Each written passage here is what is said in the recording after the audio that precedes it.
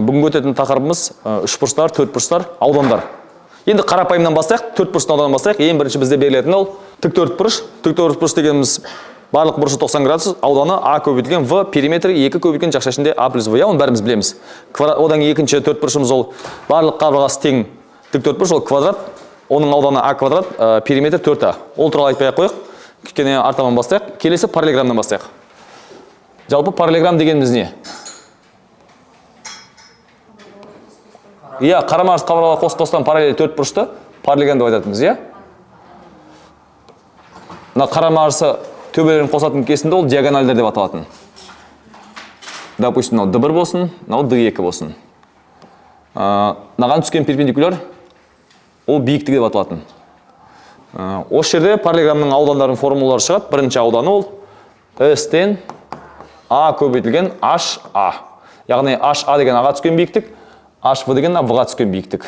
Мына жерге біріншісіне бір сызылып кетіп түспей қалмаңыздар. Мынау HV, мынау HA. Ол тең V көбейтілген HV. Бұған байланысты ұлттық бірыңғай тестілеуде есептер бар. Егер параллелограммның бір қабырғасы 5 см, екінші қабырғасы 6 см болса, бір биіктігі 4 см болса, екінші биіктігі қанша болады деген есеп. Осы есеп қарастырайықшы. Параллелограммның бір қабырғасы 4 см, екінші қабырғасы 5 см, бір биіктігі 2 см болса, екінші биіктігі қаншаға тең болады? Иә. Вот осы есепте оқушылардың көбісі қателеседі. H1 десе ол аға түскен биіктік деп ойлап қалады. Шын мәнінде біз H1-дің қайсыған түскен биіктік екенін білмейміз. Сондықтан біз екі жағдай қарастырамыз. Бірінші жағдай ол H1-ге түскен биіктік деп ойлаймыз. 1-ге түскен биіктік болса, онда 4 көбейтілген 2 тең 5 көбейтілген H2 болады. Бұл жерден H2-міз шығады. 8 бөлінген 5 1,6 ма? Иә, екінші жағдай ол мынаған түскен биіктік болуы мүмкін, иә? Онда 4 көбейтілген H2 тең 5 көбейтілген 2. Бұдан H2-міз тең болады. 10 бөлінген 4, ол 5 бөлінген 2, 2,5. Яғни бізде екі жауап шығуы мүмкін екен. Міне оқушылар осы жерден қателескен балл жоғалып жатады. Мен тағы айтам, ұлттық бірыңғай тестілеуде 45-тен жоғары алған оқушылар, олардың барлығы 50 алатын оқушылар деген сөз.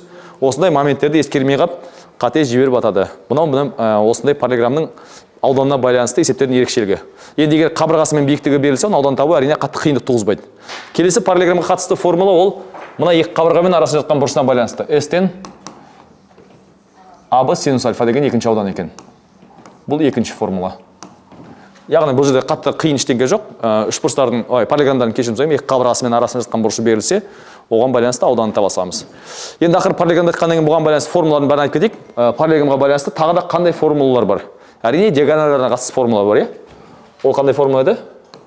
Параллелограммның диагональдарының квадраттарының қосындысы қабырғалардың квадраттарының қосындысының екі еселенгеніне тең деген формула бар. Міне параллелограммға байланысты маңызды осындай үш формула бар екен. Ромб дегеніміз не? Ромб дегеніміз ол барлық қабырғасы тең параллелограмм, анықтамасы. Яғни бүкіл қабырғасы тең. Ол параллелограмм болғандықтан параллелограммның қасиеттерінің бәрін қабылдайды екен.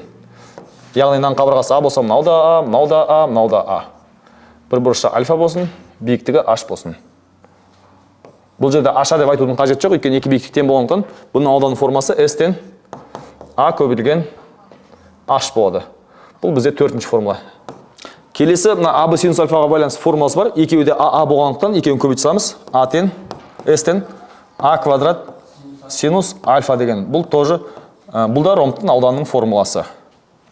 Сонымен қатар ромбтың тағы да диагональдардың қасиеті бойынша бізде білеміз, ромбтың екі диагоналі өзара перпендикуляр болғандықтан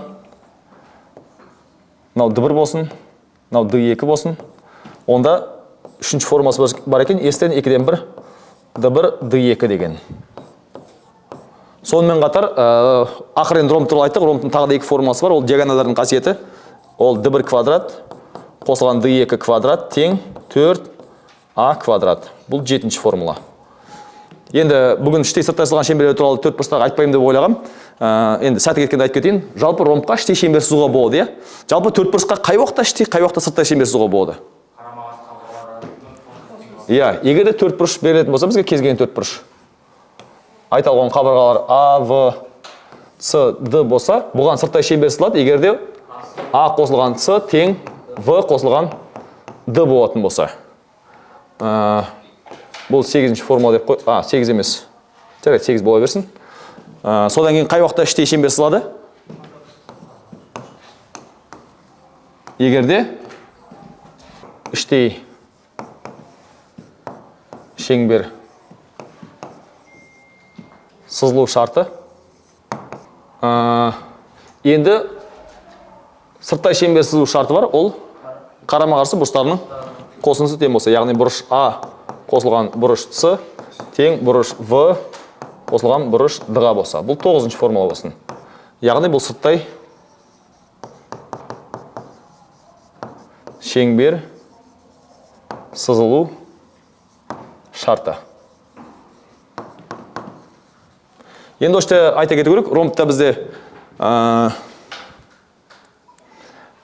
қарама-қарсы қабырғаның қосындысы өзара тең, өйткені 4 қабырғасы тең ғой. Сондықтан бұған іштей шеңбер сызуға болады. Енді іштей шеңбер сызуға болатын болса, ол міндетті түрде екі қабырғасын жанайтындықтан, бұл екі қабырғаның арақашықтығы ол диаметр болады. Келісесіздер ғой? Диаметр болатын болса, онда ол екі қабырғасын арақашықтығымыз ол бізде H. Яғни H-тен диаметр болатын болса, оштен шарт шығады екен, радиусын тапсақ, іштей сызылған шеңбердің радиусы биіктігінің жартысына тең деген шарт шығады екен ромбта. Міне ромбқа байланысты ауданына іштей сызылған, сырттайын шеңбер сызылмайды, іштей сызылған шеңберге қатысты формулалар осы екен. Яғни параллелограмм ромбта бұдан басқа формулалар жоқ деп айтса болады. Бар болса қатты маңызы жоқ, осы формулалар арқылы түрендіруге болады. Келесі төртбұрышымыз бізде ерекше төртбұрыш, ол трапеция. Трапеция. Трапеция дегеніміз қарама-қарсы қабырғалар қос-қостан параллель төртбұрыш. Бұл жерден қатты қиын ештеңке жоқ.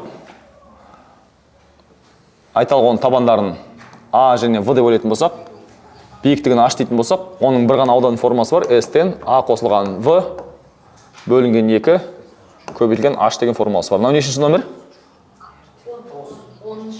10-шы. Енді мен басқа формуласы жоқ дегенде көп әріптестер дал болуы мүмкін, D1, D2 деген формуласы деп. Оны мен жалпы төртбұрыш үшін айтқым келіп тұр. Жалпы кез келген төртбұрыштың ауданының формуласы бар. Бізде айталық кез келген төртбұрыш беретін болса, трапеция емес. Бұлардың аудандарының табудың формуласы бар. Айталық бұдан бір диагональ D1 болсын, екінші диагональ D2 болсын, және арасында бұрыш фи болсын. Онда кез келген төртбұрышты табудың формуласы S-тен 2-ден 1 D1, D2 синус фи деген кез келген дөңес төртбұрыштың ауданын табудың формуласы екен. Бұл формула аса қатты көп қолданылмайды да, бірақ трапецияның диагоналдары перпендикуляр деген есептерде оқушылар білмей қалады осыны. Диагоналдары перпендикуляр болса, фи 90 градусқа тең болады, синус 90-1-ге тең ғой. Сол мәндерді білмей қалады. Жаңағы ромбтың ауданында бар ғой, S-тен 2-ден 1 D1, D2 деген. Сол да осыдан шыққан деп ойлайсақ болады. Өйткені синус ромбтың диагоналдары перпендикуляр болғандықтан арасында бұрыш 90 градус, синус 91-ге тең, яғни мына формулаға тең болады ромбтікі. Енді үшбұрыштарымызға келейік. Үшбұрыштарда айтатын нәрсе көбірек және қызық. Қарапайым үшбұрышымыздан бастайық. Мынау 3-ші, төртінші үшбұрыш. Бұл жерде кез келген үшбұрыш туралы әңгіме айтылады. Үшбұрыш берілетін болса, біз мұның өткенде тамаша нүктелер туралы айтып тастағанбыз. Үш биіктігі бір нүктеге қиылысады деп, яғни біз білеміз үшбұрыштың үш биіктігі бар екен. Яғни мына биік табаны А, оған түскен биіктік HA болсын, мынау V болсын, оған түскен биіктік HV болсын, мына табан С болсын, оған түскен биіктік мына бір төбе өтеді барлығы HC болсын, болатын болса, онда бұның бірінші ауданы S үшбұрыш 2-ден 1 А көбейтілген HA, немесе ол 2-ден 1 V көбейтілген HV, немесе 2-ден 1 C көбейтілген HC деген формуласы бар екен. Так, кешірімсем 12-ші формула екен. Сонымен қатар бұның егер бір бұрышы берілетін болса, айталық осы бұрышы альфа болатын болса, онда бұның екінші формуласы бар екен. S үшбұрыштен 2-ден 1 AB синус альфа деген формуласы да бар екен. Енді үшінші формуласы бар. Егерде үш қабырғасы белгілі болатын болса, S тең. Үш қабырғасы белгілі болса, қандай формула еді? Герон формуласы, бәріміз білеміз. P минус A, P минус B, P минус C деген формуласы бар. Мұндағы P дегеніміз жарты периметр, иә? A плюс V плюс C бөлінген 2 деген формуласы. Мына екеуі бірге 14-ші формула. Аты оқушылар құрылманың формуласы 14 деп ойлап қалады, аны мән бермей қалады, а шын мәнінде ол жарты периметр. Содан кейін оқушылар және бүйтіп түсініп қалады кейде. P дегеніміз ол A плюс V плюс C бөлінген 2 екен деп те ойлап қалады. Біз айту керекпіз, кіші P дегеніміз ол жарты периметр, ал үлкен P дегеніміз ол толық периметр. Яғни ол барлық қабырғалардың қосындысы деп осында айтып кету керекпіз. Иә? Және осы үшбұрышқа байланысты ақыры шеңберлер туралы айттық. Үшбұрышқа кез келген уақытта іште де сыртта да шеңбер сызылады. Енді іште де сыртта да шеңбер сызылатын болса, оның радиустардың формулалары бар.